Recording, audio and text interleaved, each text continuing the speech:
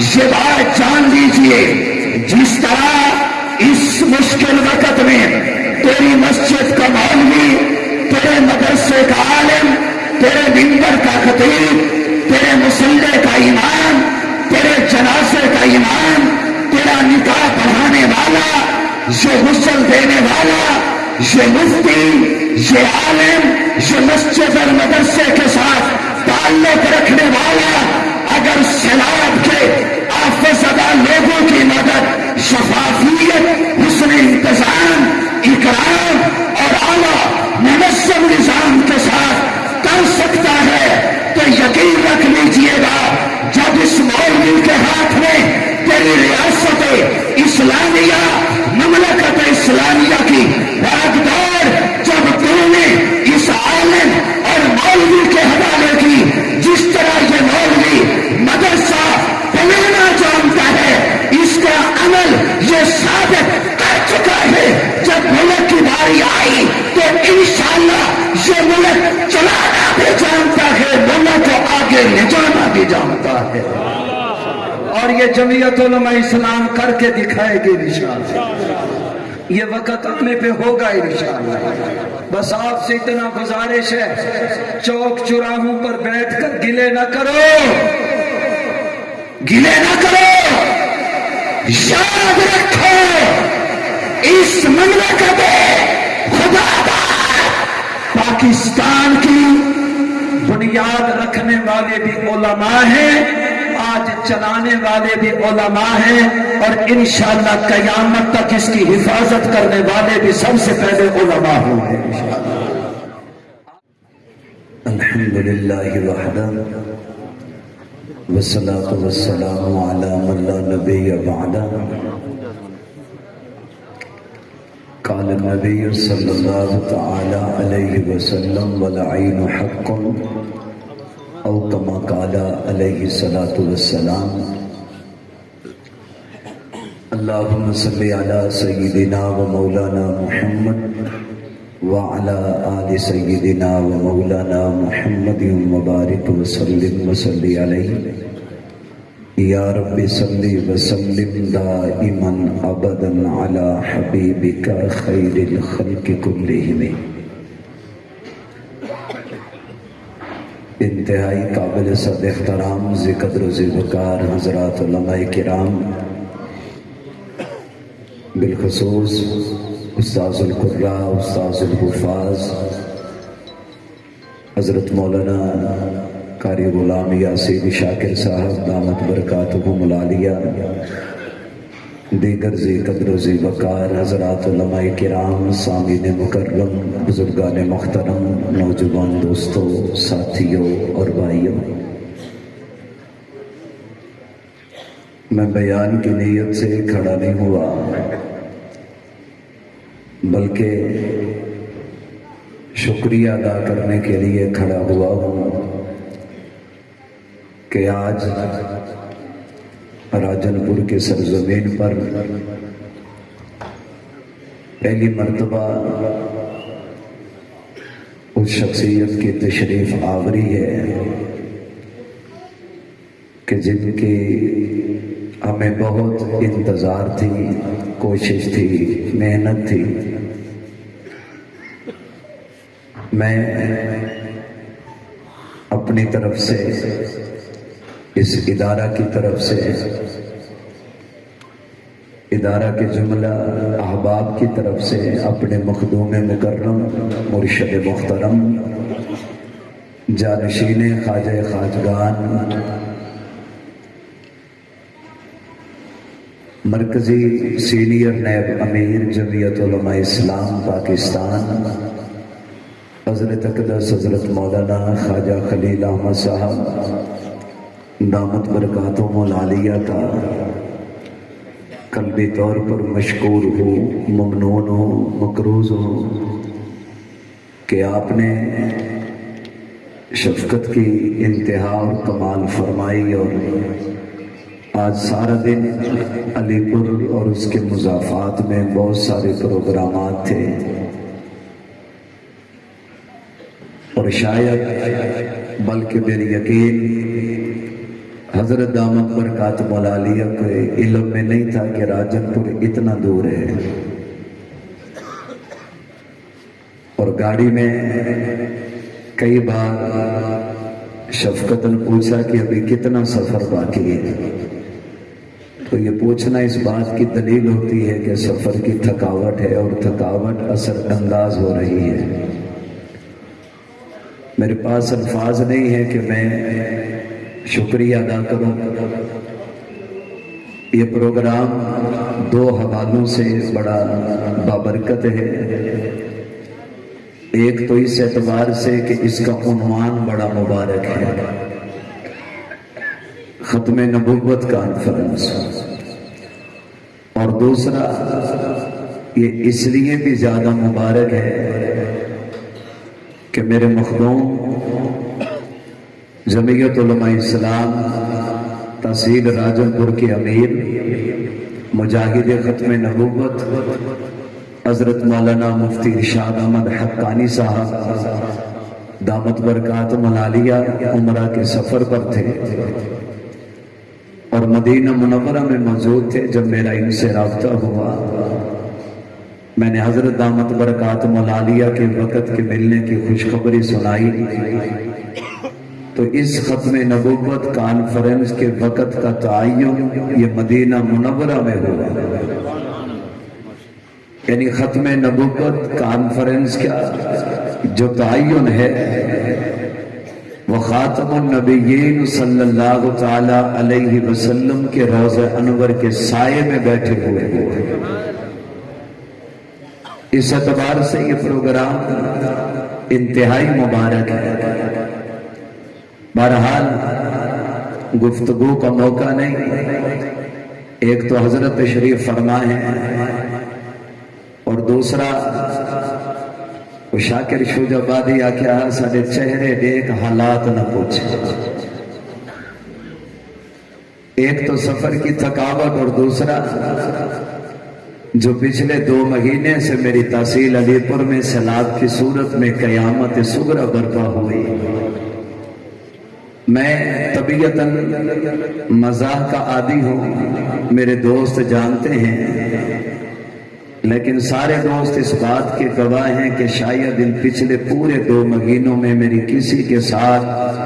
Phone پر ایک ہنستے ہوئے بھی بات نہیں ہوئی۔ ساتھی کہتے ہیں کہ آپ پہلے تو بڑا ہنستے ہنساتے تھے، آج کل کیا ہے؟ میں عرض کیا کرتا ہوں کہ میں نے اپنے علی پور میں لاشوں کو تیرتے ہوئے دیکھا ہے، بچوں کو تڑپتے ہوئے دیکھا ہے، ماؤں کو روتے ہوئے دیکھا ہے، لوگوں کو درختوں اور دیواروں اور چھتوں پر بیٹھ کر جان بچاتے ہوئے دیکھا ہے۔ میرے ذہن میں اس ماں کے جملے نہیں جاتے جس نے سیلاب کے دنوں میں مجھے کہا کہ بیٹا میرے گھر میں 5 من گندم پڑی ہے، میں یہ 5 من گندم تجھے دوں گی، میرے اوپر احسان کر، اس طرف میرا گھر ہے، کشتی لے جا، صرف اتنا دیکھا کہ میرا بیٹا زندہ بھی ہے یا زندہ نہیں ہے۔ راجن پور کے باسیوں خدا ایسا وقت نہ لائے کہ جب ہماری بیٹیاں رات کو فروٹ کی ریڑھیوں پر رات گزاریں، ایسے پردہ نشین گھر، وہ کس طرح چوک اور چوراہوں میں بیٹھنے پہ مجبور ہوئے، اس کے مناظر ہم نے اپنی آنکھوں سے دیکھے ہیں۔ مکانات تباہ ہو گئے، جانوروں کی حالت دیکھنے کے قابل نہیں ہے۔ میں ذمہ داری سے یہ کہتا ہوں کہ بعض مکانات ایسے ہیں اگر مالک کے مکان کو بھی وہاں لے جا کر کھڑا کر دو تو اس کو پہچان نہیں آئے گی کہ کمرہ کہاں تھا اور برآمدہ کہاں تھا۔ میں صرف یہ ایک بات عرض کرتا ہوں، میری تحصیل علی پور میں سیلاب کی بربادی صرف اسی ایک جملے کے لیے کافی ہے کہ میری تحصیل علی پور میں ایک بچی کی لاش پینگے سے ملی تھی۔ جس طرح ہماری مائیں چارپائی کے ساتھ کپڑے کا جھولا بنا دیتی ہیں، جب سیلاب ختم ہوا تو ایک چارپائی کے ساتھ بندھے ہوئے اس کپڑے کے جھولے سے ایک 16-17 مہینے کی بچی کی لاش ملی ہے۔ یہ میں سوچتا رہتا ہوں کہ آخر اس کو ماں نے چھوڑ کے بھاگی کیسے ہو؟ ایسی کون سی قیامت ٹوٹی ہوگی اور کیا منظر ہوگا جب ماں کو اپنی یہ بچی بھول گئی؟ بہرحال اس طرح کے مناظر دیکھنے کے بعد ایک جملہ فخر سے کہہ سکتا ہوں، بنیر ہو، سیالکوٹ ہو، لاہور ہو، جلال پور پیر والا ہو، میرا علی پور ہو، یا آپ کے ہمسایہ ضلع رحیم یار خان کی تحصیل لیاقت پور کے مضافاتی علاقے ہوں، ان علاقوں میں جائیے، جا کر سوال کر لیجئے گا کہ جب سیلاب آ رہا تھا آپ کے گھر کی صندوقیں اپنے کندھوں پر اٹھا کر محفوظ جگہ پر پہنچانے والے کون تھے؟ جب سیلاب آیا کشتیاں لے کر، کھانے پکوا کر آپ تک کھانا پہنچانے والے کون تھے؟ جب آپ پھنس گئے آپ کو اپنے گھر سے ریسکیو کر کے محفوظ مقامات تک لے جانے والے کون تھے؟ آپ کے جانوروں کے لیے چارہ اپنے کندھوں پر اٹھا کر لانے والے کون تھے؟ جب سیلاب ختم ہوا آپ کو 10-10 ہزار کا خشک راشن عزت احترام اکرام کے ساتھ بٹھا کر آپ کے گھر کا چولہا جلانے والے یہ کون تھے؟ آپ کو مچھردانیاں سب سے زیادہ کنہوں نے دی؟ آپ کے لیے خیموں کا انتظام سب سے زیادہ کنہوں نے کیا؟ اور آپ کے لیے مکانات اس وقت سب سے زیادہ تعمیر کون کرا رہے ہیں؟ اگر کسی کے بغض کی آنکھ نہیں ہوگی تو وہ یہ بات اور یہ جواب دینے پہ مجبور ہوگا کہ سیلاب سے لے کر سیلاب کے خشک ہونے تک، پکے ہوئے کھانے سے لے کر چھت کے بنوانے تک، اگر اس سیلابی علاقوں میں آفت زدہ لوگوں کی سب سے زیادہ خدمت کی گئے تو ان مدارس اور جمعیت علماء اسلام کے احباب نے کی ہے۔ یہ مدرسے والے پہنچے، یہ جمعیت علماء اسلام کے کارکن پہنچے، یہ داڑھی ٹوپی اور پگڑی والے پہنچے اور دنیا کو یہ چہرہ بتایا۔ مت سمجھو کہ ہمیں صرف مدرسہ چلانا آتا ہے، یہ تصور ذہن سے نکال دو کہ مولوی کو صرف آپ سے زکات لے کر مدرسہ چلانا آتا ہے، یا آپ سے چندہ لے کر اس مولوی کو مسجد بنانا آتی ہے، اس کو قرآن پڑھانا آتا ہے، اس کو آمنہ کے لال کے فرمودات ارشادات پڑھانے آتے ہیں، اس کو علوم رسالت پڑھانے آتے ہیں۔ یہ تصور نکال دو، ہم اپنے عمل سے ثابت کرتے ہیں۔ اگر منبر ہو خطابت مولوی کے پاس ہے، مسند ہو تدریس مولوی کے پاس ہے، طالب علم ہو تعلیم اس مولوی کے پاس ہے، اور اگر اس کی کام اور اس کا وسیع اور اس کا علاقہ کسی آفت میں آ جائے تو جو خدمت یہ مولوی کر سکتا ہے اس طرح کوئی نہیں کر سکتا۔ یہ بات جان لیجئے، جس طرح اس مشکل وقت میں تیری مسجد کا مولوی، تیرے مدرسے کا عالم، تیرے منبر کا خطیب، تیرے مصلی کا امام، تیرے جنازے کا امام، تیرا نکاح پڑھانے والا، یہ غسل دینے والا، یہ مفتی، یہ عالم، یہ مسجد اور مدرسے کے ساتھ تعلق رکھنے والا اگر سیلاب کے آفت زدہ لوگوں کی مدد شفافیت، حسن انتظام، اکرام اور اعلیٰ منظم نظام کے ساتھ کر سکتا ہے تو یقین رکھ لیجئے گا جب اس مولوی کے ہاتھ میں تیری ریاست اسلامیہ،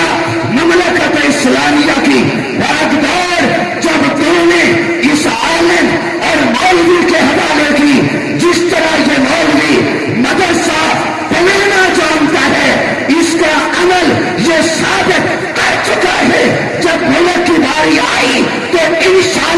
یہ ملک چلانا بھی جانتا ہے، ملک کو آگے لے جانا بھی جانتا ہے، اور یہ جمعیت علماء اسلام کر کے دکھائے گی انشاءاللہ۔ یہ وقت آنے پہ ہوگا انشاءاللہ۔ بس آپ سے اتنا گزارش ہے، چوک چوراہوں پر بیٹھ کر گلے نہ کرو، گلے نہ کرو، یاد رکھو اس مملکت خدا پاکستان کی بنیاد رکھنے والے بھی علماء ہیں، آج چلانے والے بھی علماء ہیں، اور انشاءاللہ قیامت تک اس کی حفاظت کرنے والے بھی سب سے پہلے علماء ہوں گے انشاءاللہ۔ آپ ساتھ دیں گے انشاءاللہ، ساتھ دیں گے انشاءاللہ۔ آئیے جمعیت علماء اسلام کے پرچم کو تھامیے، جمعیت علماء اسلام کا حصہ بنیے، جمعیت علماء اسلام کے دامن سے وابستہ ہو جائیے۔ یہ اس زمانے کی کشتی نیل ہے، یہ اس زمانے کی کشتی نوح ہے۔ جو جمعیت علماء اسلام کے دامن میں آئے گا، دنیا کے فتنے فسادات سے بچ کر انشاءاللہ وہ پاکستان کو صحیح معنوں میں حقیقی اسلامی ریاست بنانے کی جدوجہد کرے گا انشاءاللہ۔ اور الحمدللہ ہمیں اپنے اکابر کے اوپر صرف اعتماد نہیں، فخر ہے، الحمدللہ فخر ہے۔ بالخصوص قائد جمعیت آپ ہوئے علماء دیوبند، قائد ملت اسلامیہ حضرت مولانا فضل الرحمان صاحب دامت برکاتہم العالیہ، جنہوں نے صرف اسلامی سیاست نہیں کی، میرے مدرسے کو بچایا، میری مسجد کو بچایا، میری داڑھی کو بچایا، میری پگڑی کو بچایا، میری تعلیم کو بچایا۔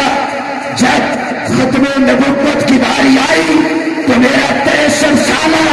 یہ درویش گئے، یہ سپریم کورٹ کے کٹہرے میں کھڑے ہو کر کہہ رہا تھا کہ آئے چیف جسٹس صاحب، 63 سالہ عمر میں پہلے کبھی عدالت میں نہیں آیا، آج پہلی بار عدالت آیا ہوں، ذات کے لیے نہیں، جماعت کے لیے نہیں، کام کے لیے نہیں، اگر آیا ہو تو مصطفیٰ کی ختم نبوت کے لیے آیا۔ نعرہ تکبیر، قائد ملت اسلامیہ حضرت مولانا فضل الرحمان، جمعیت علماء اسلام، نعرہ تکبیر۔ ساتھ دو گے انشاءاللہ، ساتھ دو گے انشاءاللہ۔ اللہ تعالیٰ ہم سب کے لیے دین کے تمام راستوں کو آسان فرمائے۔ اللہ ہمیں اپنے اکابر کے ساتھ زندگی کے آخری سانس تک وابستہ رکھے، انشاءاللہ ہم وابستہ ہیں۔ بہرحال میں زیادہ وقت نہیں لیتا، میں حضرت دامت برکاتہم العالیہ سے گزارش کرتا ہوں وہ ہمیں نصیحت فرمائیں گے، اور چونکہ ہمارے حضرت دامت برکاتہم العالیہ کا مزاج اپنے والد محترم اس امت کے عظیم عالم دین حضرت مولانا خواجہ خان محمد صاحب رحمت اللہ تعالی علیہ، اللہ ان پر کروڑوں رحمت نازل فرمائے، حضرت بھی بیان نہیں فرماتے تھے، اور یہ مرزائی کہتے تھے اتنا نقصان ہمیں خطیبوں کی تقریروں نے نہیں دیا جتنا نقصان ہمیں اس بوڑھے کی خاموشی نے دیا ہے، جتنا نقصان اس بابے کی خاموشی نے ہمیں دیا نا، اتنا خطیبوں کی تقریروں نے نہیں دیا۔ تو حضرت دامت برکاتہم العالیہ کا مزاج بھی بیان کا نہیں ہے، کہ میں ہر جگہ پر چونکہ لوگوں کی خواہش ہوتی ہے اور لوگ چاہتے ہیں کہ ہم